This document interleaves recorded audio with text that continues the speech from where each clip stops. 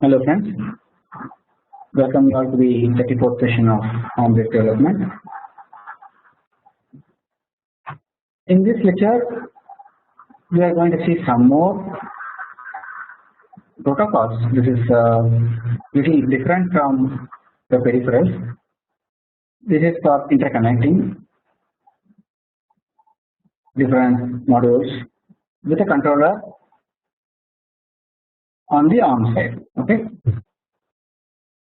So you will see in any embedded system an I2c and SPI protocol being used there as a bus. So let us have a brief introduction about this, and then of course this is a universal synchronous asynchronous receiver transmitter. This is a serial controller, serial port controller. And then we will see the general purpose I/O as to complete our discussion on peripherals. Okay, this we have covered a few portions of peripherals we saw in the last lecture, and then this is the continuation of that. And with this, we will be completing both the categories of peripherals and interfaces that will be used in non-ARM SoC. Okay, it would be used for any other SoC too. So we are particular about what is being used in SoC, the ARM based. Okay. So what is I2c? It is an inter-integrated circuit bus. So you can see that it is between two ICs. When it's not like a bus within the SoC. Okay. Then it is AHB is an example where different modules in the SoC get connected to the bus. As the name implies, inter-integrated, that is between two ICs. Physically there are two ICs in the system, and then it is connected to an I2c bus. Okay, so there will be some pins here, and then they are connected to an I2c. So there are physical cables, a number of lines in the cable, and then what is the kind of protocol that needs to be run on both the sides of the ICs. Okay, what kind of signals need to be sent over this line, what is the amplitude and what's the frequency. Okay, and then what's the format. If it is a packet, what is the data format, where is the, how, suppose an I2c bus could be used to connect multiple ICs. So we may have to address one of the ICs in the bus so that one of them responds back. Okay, this kind of various things come similar to maybe between in a network scenario where we have LAN cables and then some switches coming, and then we have other computers in another network. So these connect multiple computers and switches. Using switches, multiple computers are connected to a network.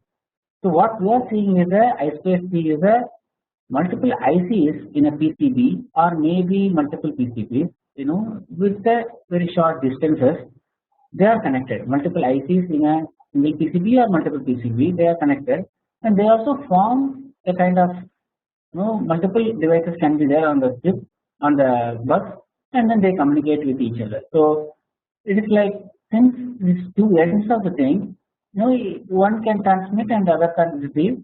And similarly, the other device can transmit, the other two endpoints are there. So E1 endpoint, E1 and E2. E1 can transmit something which E2 will accept, and E2 will transmit and E1 will accept.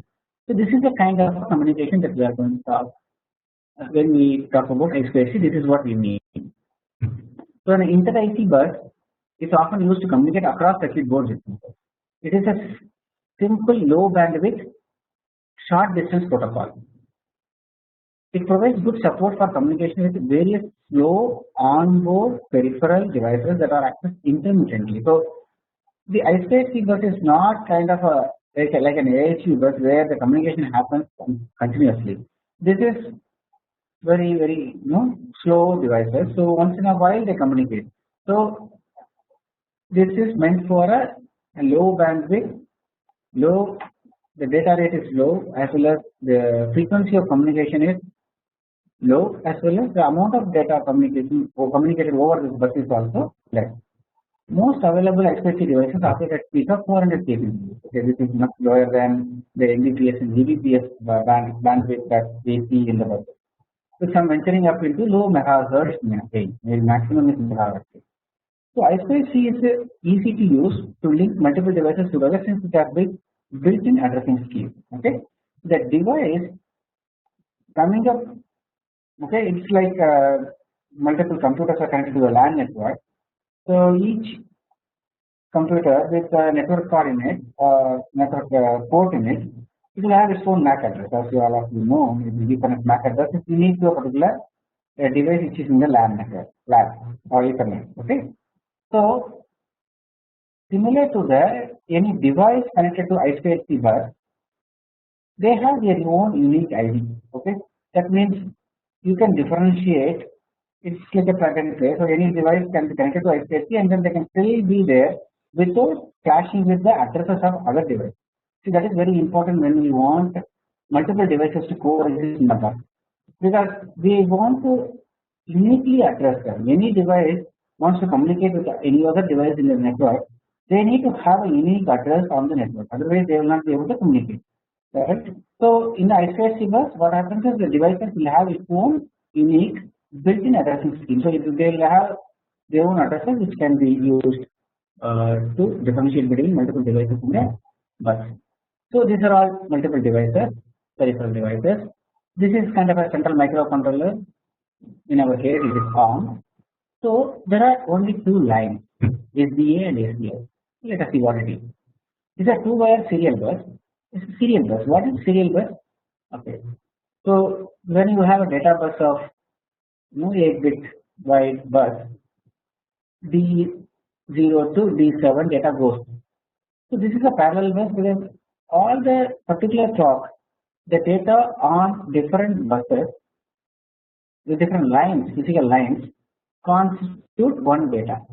Correct? So it is a parallel configuration, parallel bus. So whereas in serial bus, the data is flown in terms of time, one bit at a time. So it goes in a sequence. So you may configure, you may say that at the physical level, 0 volt here, and then maybe 5 volt here constitutes the 0 level and 1. Or it could be that it is like this. So it is plus 5 volts and minus 5 volts or minus 2 volts or whatever, okay, or minus 12 volts, plus 12 volts. So this kind of a voltage levels may be there, but it is in it is a serial device. That means what, one bit at a time is sent over time. So if you want to send a 8-bit data, you have to have 8 clock cycles. Okay, if I consider this 1 bit transfer rate as maybe tau, it takes tau seconds per bit, then it will take 8 tau for sending one particular byte of data over the bus, because it is sent over a serial bus. Okay. So this is the kind of serial bus. There are no multiple lines coming. The data goes like this one or the other, and the first one may be MSB or LSB based on the protocol. It has to be interpreted according to the protocol. So the two I2c signals are serial data and serial clock. So you can make out from the name itself. One is the data bits are going, and the other one is to see when we have a data in a serial bus. The problem is, suppose you have a data like this. This is 8-bit data, but this is the values. Now what happens? The serial bus will look like, maybe if I say minus is minus 5 volts is this, and then this. So there is no change at all in the data for 4 clocks, 4 pulses, and then another 4 it remains as 1. Now unless there is some sense of timing, whether this is divided into 4 bits or is it divided into 8 bits, the receiver will not be able to comprehend whether it is consecutive 4 zeros have come or consecutive 2 zeros have come, because if it is clock rate is only this much, then maybe 2 zeros. So there should be a sense of clock. Clock needs to be there to say whether how many bits are to be, what is the width of a particular transmission of a bit on the bus, okay, in terms of time. Then if it is longer for 4, suppose tau is the time, then 4 into tau, 4 of period, it has been 0, so it will be considered as 4 zeros have come, and then 4 ones have come, so one complete data has come. So it has to be interpreted this way. Unless there is a sense of time, it is impossible to find out what is going on the bus.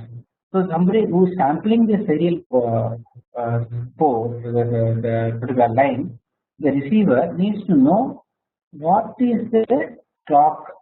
So that is why clock is connected and data is also coming. So data will be interpreted between the clock duration, the middle portion, whatever is the value, whether it is 0 or 1, according to the level sampled. Maybe it will sample not only one, with 2 samples it will take and then average it out and find out what is the value. Because due to noise fluctuation, there may be some glitches, it needs to be taken care of, and then finally it decides that okay, whether it is 0 or 1. So that is how the serial data is sampled and then given in. So these signals support serial transmission of 8-bit bytes of data or 7-bit device addresses and control bits. So now, since I told that multiple devices are connected and each device has its own address, assuming that there are 7-bit addresses, okay, then you can know that how many 128 devices can be connected. So 7-bit address is there, unique address, okay, each of them. In this case, any data sent needs to be maybe appended with a particular address, so which is meant for which device, and then the data follows. Because it is a serial device, maybe with respect to time. Okay, if I am drawing like this, time 0 is here, so first address comes and then maybe data, or I may have to draw it in a different way. So in time wise, this first address is given, and then maybe it depends on the protocol what is being followed. Normally a header will come first and then the data in any protocol, networking protocol. So and then control bits. Know what to do with that particular bit. Is there anything needs to be done along with the particular data? There some more information like start bit or stop bit we can talk about. So the device that initiates the transaction on high-speed base is termed as the master. So please remember the communication can be this way or it could be this way. So whoever is initiating the transfer, that is called the master. So they can communicate with each other, okay, on the bus. So the protocol should support that. The master normally controls the clock signal. So since master is generating the signal, okay, the sender has to control the clock signal, because that sender only knows what is the data and how much of baud rate it is sending. So it has to inform the slave device also, and then the clock also will be generated by the master, and then master sends the data also. So both should be should be synchronous, so that the slave device, whichever is receiving the data, can sample it according to the clock, and whatever is the data at that moment, 0 or 1, it will be interpreted. Okay. The device being addressed by the master is called a slave. Fine. So how is it communicated? There is a yes start by master. Okay. If it is started by master, then the value will be 1 or 0. So if it is slave, and then it is like a read and write by master. Okay. Whether it's always started by a master and then says that whether it has to be written or read. So if it is reading, that means the slave has to send the data, the master will read it. Okay. If master is writing, then it is sending the data. So this will be initiated by the master, but it will say that which slave device it is communicating with, and then who is supposed to write. So it could be a read access or a write access. The master is trying to access the slave either to write into it or read it from it. So it will be starting with this particular address, which device it is trying to interact with, and then whether it is a read or a write. So this is the LSB and this is MSB. So it is with the time MSB comes first. Okay, with the time this data goes in the serial bus. So where does this go? It goes into SDA, whatever serial data. Okay, the SCL is a clock which is separately running, which is in synchronous with the particular bit, speed with which the data is going. and then this data may be sent by either a slave device or a master device, depends on whether read or write was performed. But during the data transmission, an ACK bit also sent by the receiver, okay, for every data, okay, and then finally a stop is sent by master, and then the communication stops. So it could be like it can initiate one transfer and then multiple transfers can happen and then a stop happens. So it could be for multiple reads or multiple writes between the master and slave. This is what happens, okay. So the master begins the communication by issuing the start condition. The 9-bit pattern is repeated if more bytes need to be transmitted. So this particular 9-bit, okay, 1, 2, 3, 4, 5, 6, 7, 8 data, and then 1 please acknowledge, okay. So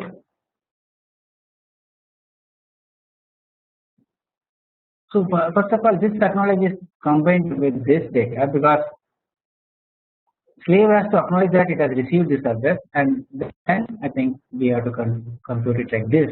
So this constitutes the 9-bit.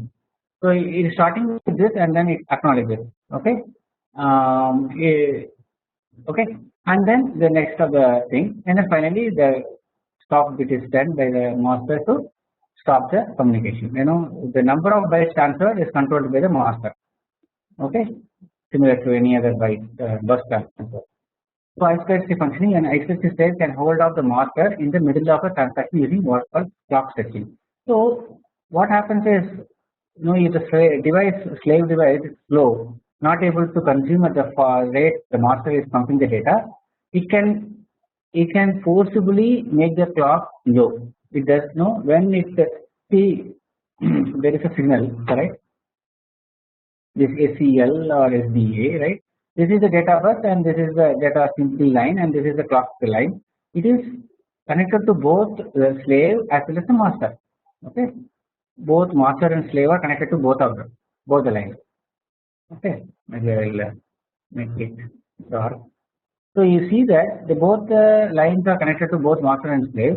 Now master is driving the clock, no problem. Let it drive. It wants to, but when it is in the low, if the slave holds it low for continuous for some more time, the master, even if it tries to drive it, it will not be able to drive it to high because it's already pulling it to low because it is all connected to the same line. So this is the some kind of a communication back to the master saying that it's a flow control. So to say that slow down your data, okay, I am not able to consume it the way speed with which you are sending. So it will do a clock stretching to slow down the data transmitted over the bus. Slave keeps SCL pulled low until it's ready to continue. Okay. So I2c protocol supports multiple masters, of course, but most system designers include only one master. So normally there can be multiple masters. As I told you, slaves can be many, master can be one or more, but it says that a designer may decide to have only one master. Then the communication between any device between master and slave can happen, and both can say, you know, read from or write from, but it is initiated always from master, and the clock is also initiated from master. Okay, whoever is sending the data. Okay, so there may be one or more slaves on the bus. Both masters and slaves can receive and transmit data base. Each I2c compatible hardware slave device comes with a predefined device address. I told you, any device connected to a bus needs to have a unique address, otherwise you will not be able to communicate with the device. So when it is manufactured, it comes with a unique address. And then the lower bits of this may be configured at the board level. See, what happens is, maybe I get an IP from one company, they will have some slave device address. It is not like Mac where it can be unique. Okay, 48-bit address is there, and then we can Ethernet case Mac address could be unique, but here it may not be unique. So what happens is at the board level, you know, what we need is between the board or maybe multiple boards if you are communicating with, the devices which are there should be unique.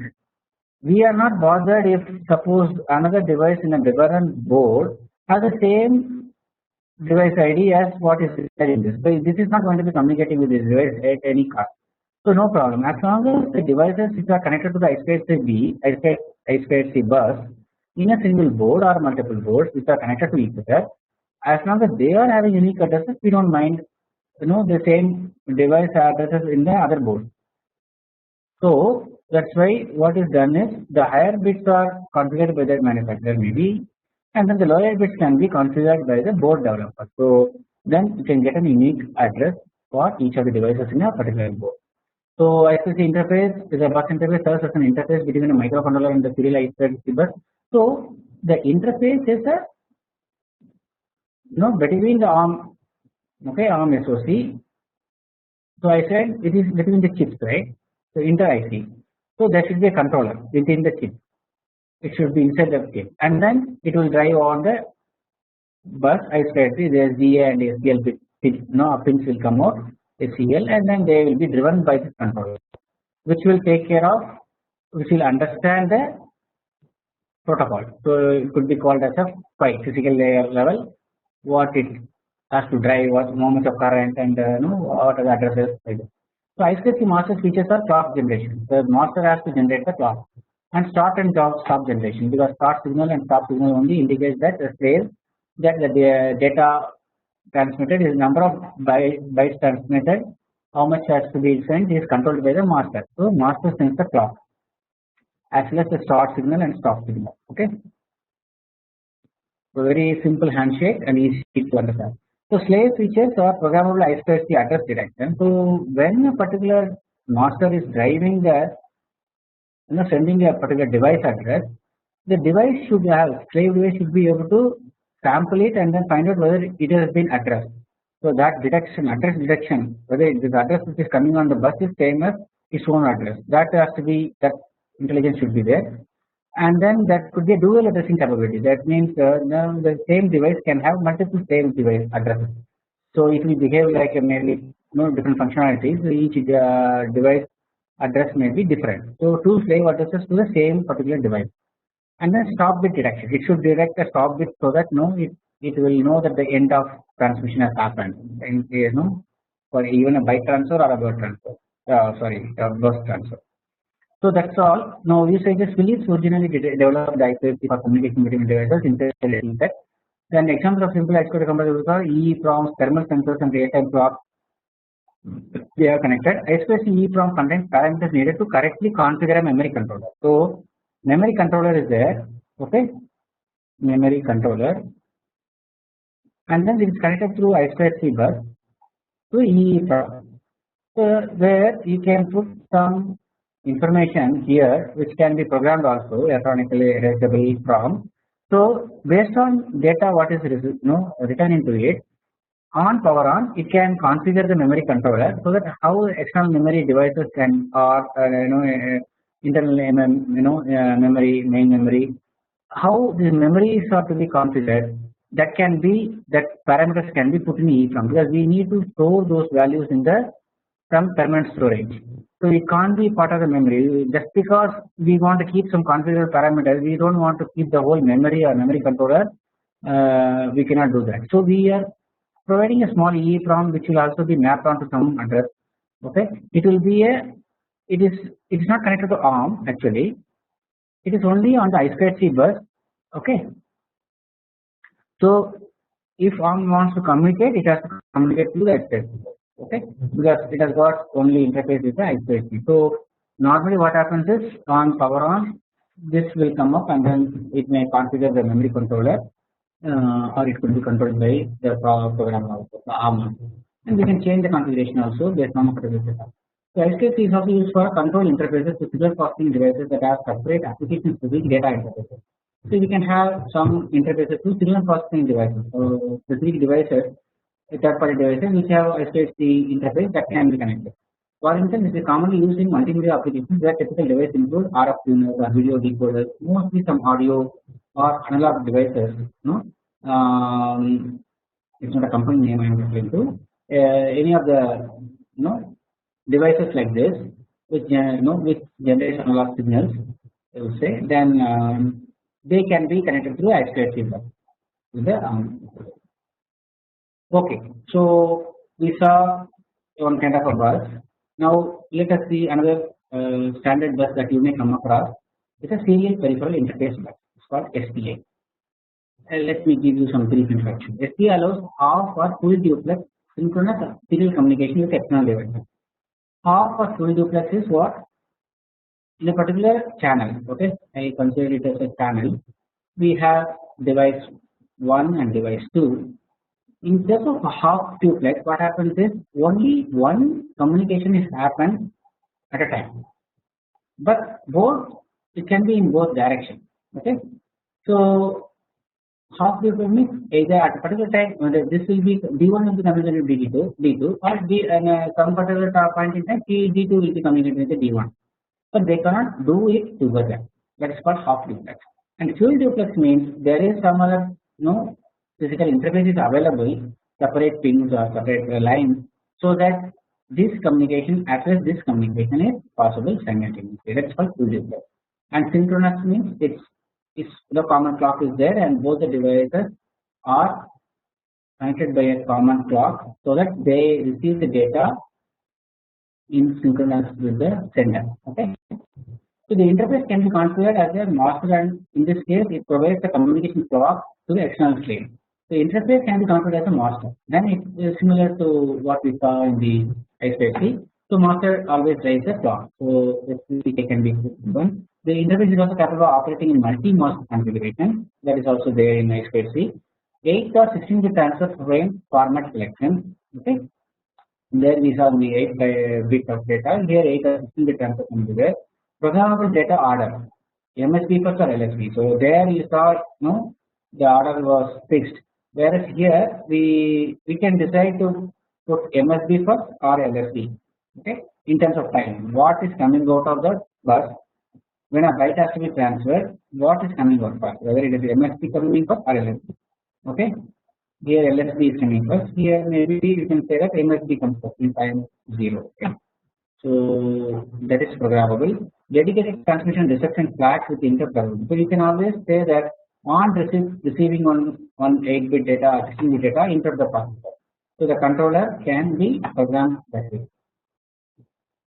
1-byte transmission and reception buffer with DMA capability. So it is a 1-byte transfer, either 8 or 16-bit transfer, but the DMA capability is there. That means we can transfer directly to memory from the device which is on the SPI device through DMA.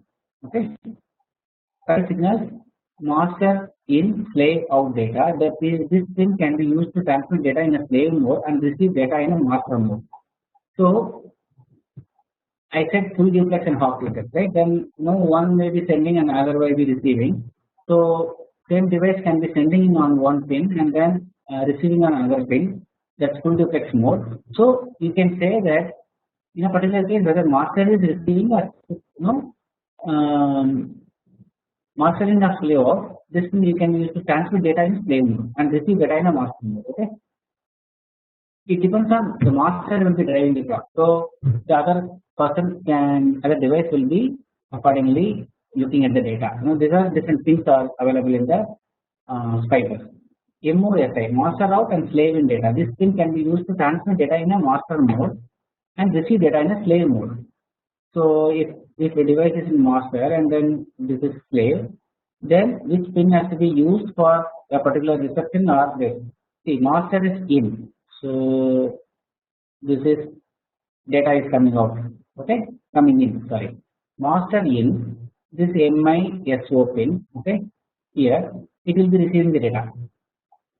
Okay, and then it will be using MOSI because it is sending the data here out. Okay, so similarly on the slave side, because this is the master, so let me call it as a master. So here slave device, slave out. So this will be connected to MISO because this is a slave device, we are sending it out, and then MOSI will be receiving it because slave in data. So this is how the both are SPI compatible, but the pins are connected like this. So you will have communication between these two devices like this. So clock will be driven by the master control. SPI master and input for it will be an input for slave select. then this is an option to select a slave device. So multiple, again similarly to SPI bus and I2c bus, multiple slave devices there may be there, and then you can select it through an NFS signal. A specific slave device can be S1, S2, slave device can be selected by a master to communicate. So NFS acts as chip select to let the SPI master communicate with the slaves individually and to avoid contention on the data line. So they can communicate over that. So see here, this is the clock driven by the master, and then the baud rate generator here actually decides the clock duty cycle. Okay, what is the time frequency of this clock, and then data coming in or going out has to be parallel data. Is the transmit buffer, parallel data is communicated, translated into serial data. It has to be transmitted. Okay, TX buffer is a transmit buffer, so it depends on, so it's a master because clock is going out, so this is the master. So master output MOSI, right? So this is the out. So this transfer buffer comes here and then keep it out. So if it is LSB first, then LSB data goes out, or you can configure it such a way that MSB goes out. Then this will be connected in another way. So this data goes out. Similarly, the data can also be received by this, and then it will be coming into the receive buffer and then goes out. Okay, it will be received by this way. So there will be a logic here. Now we will be configuring using the memory map drive, or maybe it depends on how it is connected, and then they will be configured using these registers. What is the baud rate, and whether it is an input or output, and then whether LSB first or MSB first. All these are all different controls will be there. It will be configured. Then the communication happens with the other device. This is the simple. This is a device select will be happening with me. So that's about SPI interface. Now let us see what is the USAR. Okay, universal synchronous receiver transmitter. It offers a flexible means of full duplex data exchange. So USART is always a full duplex. So there is a one pin TXT RXD, and then they will be communicating simultaneously. So you may have used serial port R232 in your earlier classes. So it communicates over a serial bus, and then ground will be there. TXD, okay, it will be connected to RXD, and then each TXD is connected to RXD. So it is like a cross. Okay, and if you remember, okay, 7 and 2 and 3, so that's fine. Ground is required to know because this could be on a different voltage source. Okay, and then this device could be on another voltage source. So if they want to understand the signal which is being normally it is 12 volts or 15 volts, so we need to have a common ground. So there should be a ground connection also normally between them. Okay, so it follows an industry standard non-returning to zero. That means it will, the signal 0 or 1 is represented by minus value, minus 12 volts and plus 12 volts is what is being normally followed. Okay, so if the signal is never 0, okay, even for a 0 communication, for a suppose continuously if you are writing a 0, what happens? It will all be minus 12 volts. So the signal on the line will have some value. Okay, it's not like you have 0 to 5 volts. Then if you are sending all 0 volts, there won't be anything on the line. No voltage will be sensed on the line. So you will not know whether all zeros are coming or neither nothing is connected. So the receiver could get confused with that particular state of voltage level on the bus.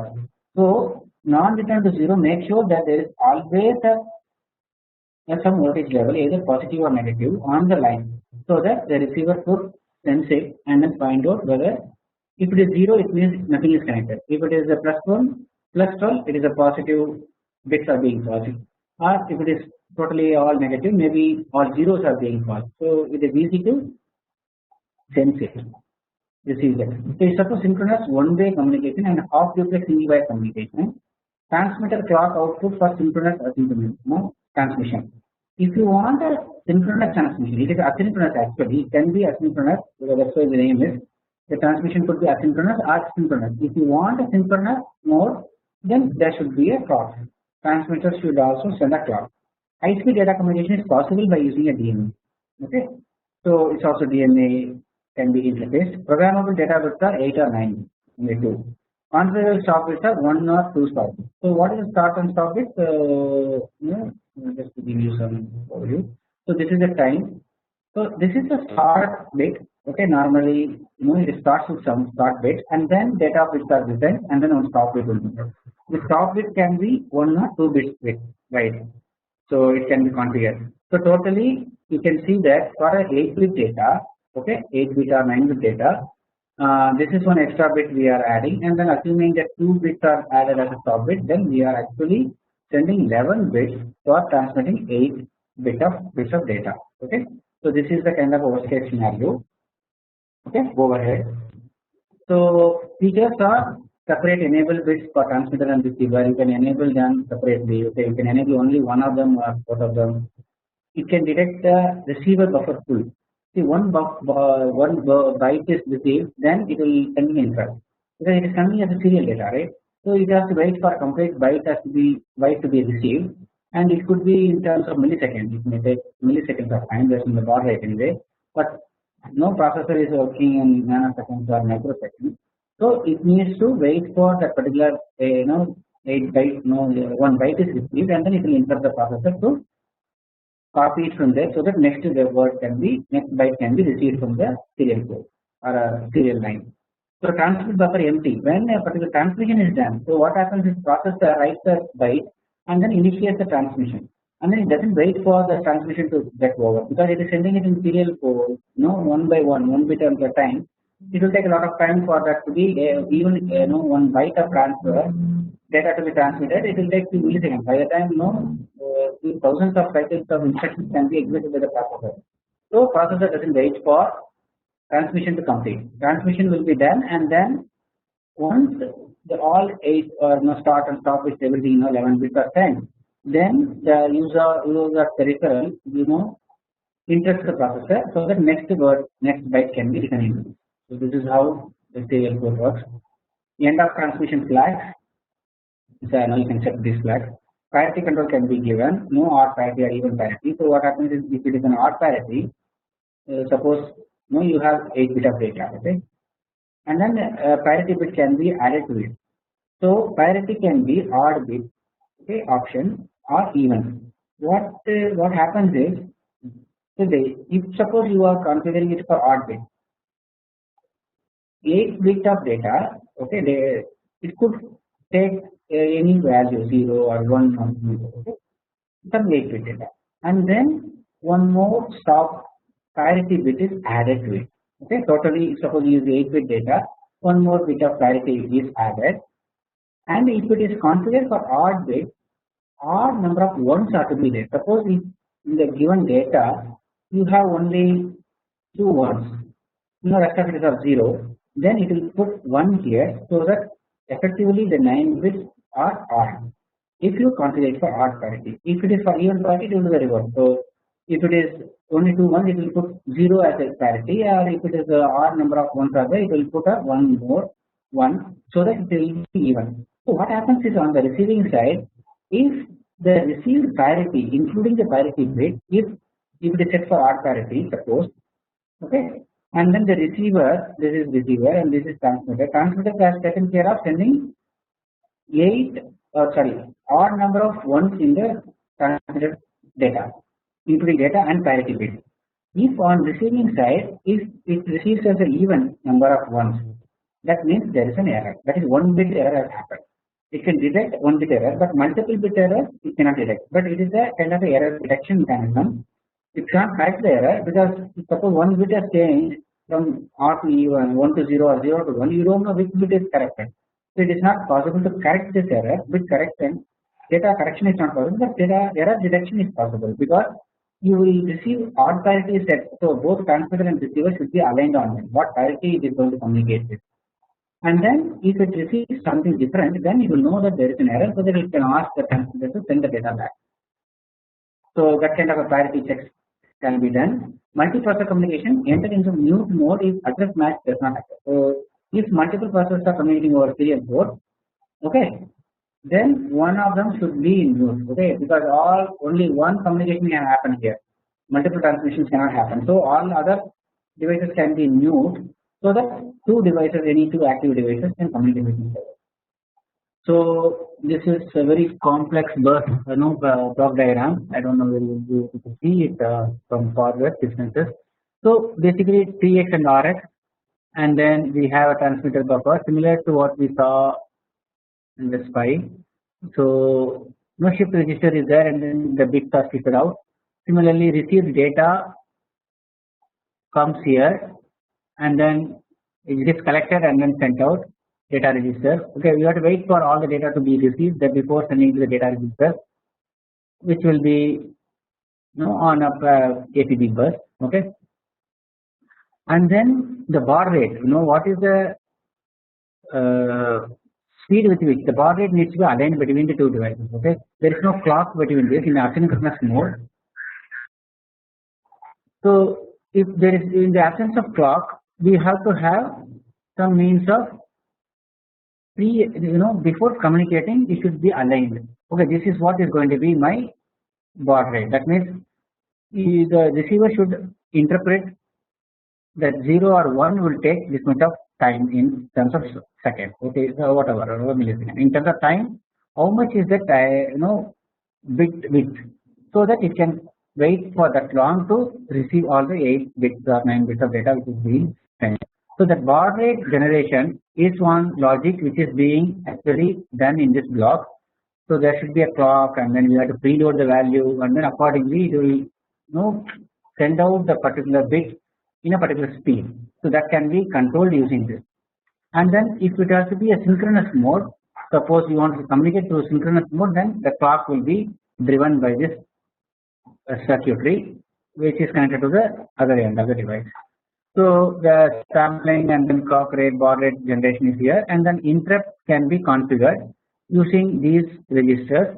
So you can say transmit enable, receive enable, and then on complete transmit buffer empty, interrupt has to be generated or not. All these things can be done using this part of the circuitry. So this is a high level overview of what is inside a user block. Okay. Then the last topic, general purpose I/O. So this is very simple. GPIO is a generic pin on an integrated circuit whose behavior, including whether it is an input or output pin, can be controlled by the user at a runtime. So GPIO pins have no special purpose defined and go unused by default. So what happens is normally in a chip, okay, the GPIO pins come out. Okay, so it will be called as 0 to P0, port 0 to port 0, bit 1, okay, to 7. And then there will be another port P1, okay, sorry, P1 port, so we'll have 0 to P1 7. So different pins are coming out. This is actually individually can be configured as an input or an output. So it can drive some signal, or maybe you can connect to this LED, then you can blink this. Okay, whereas in the simulator there are some practice examples, you can try it out.